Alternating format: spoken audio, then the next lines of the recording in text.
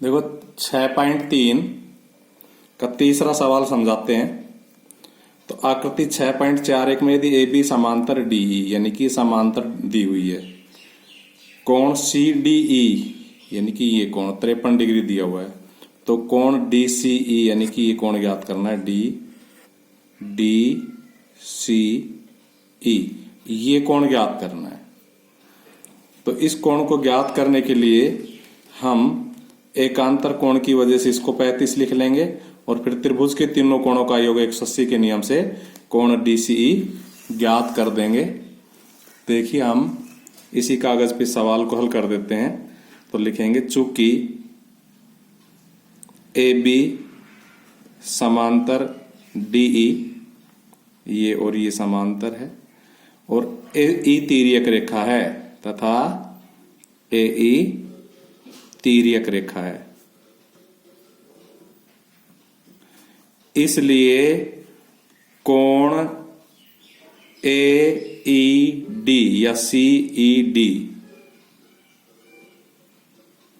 बराबर 35 डिग्री एकांतर कोण।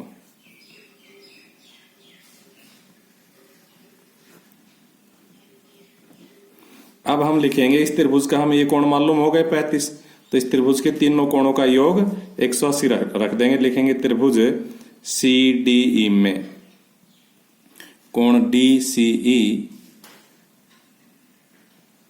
प्लस कोण 53 प्लस कोण 35 बराबर तीनों कोणों का योग 180। तो इसको कैलकुलेट करके कोण DCE ज्ञात कर लेंगे, हमारा सवाल हल हो जाएगा। तो 180 में से 35 भी उधर जाके घट जाएगा और 53 भी उधर जाके घट जाएगा। तो देखो पहले 35 घटा रहा हूं, तो 180 में से 35 घटाएंगे, 10 में से 5 गए तो 5, 7 में से 3 गए तो 4 और 1, 145। अब इसमें से 53 घटा देंगे। तो देखो 5 में से 3 गए तो 2 और 14 में से 5 गए तो 9। इस प्रकार इसका सॉल्यूशन हो गया 92 डिग्री। चौथा सवाल देखो। चौथा सवाल है हमारा, इस आकृति में रेखाएं PQ और RS बिंदु T पर इस प्रकार प्रतिच्छेद करती है कि कोण PRT 40 डिग्री। ये इस प्रकार से प्रतिच्छेद कर रही है कि ये कोण 40 डिग्री है। कोण RPT 95 डिग्री, ये कोण 95 डिग्री दिया हुआ है। TSQ ये कोण 75 डिग्री दिया है। तो कोण SQT हमें ये कोण ज्ञात करना है। तो देखो हम सबसे पहले ये कोण ज्ञात कर लेंगे और इस कोण के बराबर ये कोण हो जाएगा क्योंकि शीर्षाभिमुख कोण, और फिर इस त्रिभुज के तीनों कोणों के नियम से हम ये कोण ज्ञात कर लेंगे। तो सबसे पहले हम कौन सा कोण ज्ञात करेंगे? PTR लिखेंगे त्रिभुज PTR में, त्रिभुज PTR में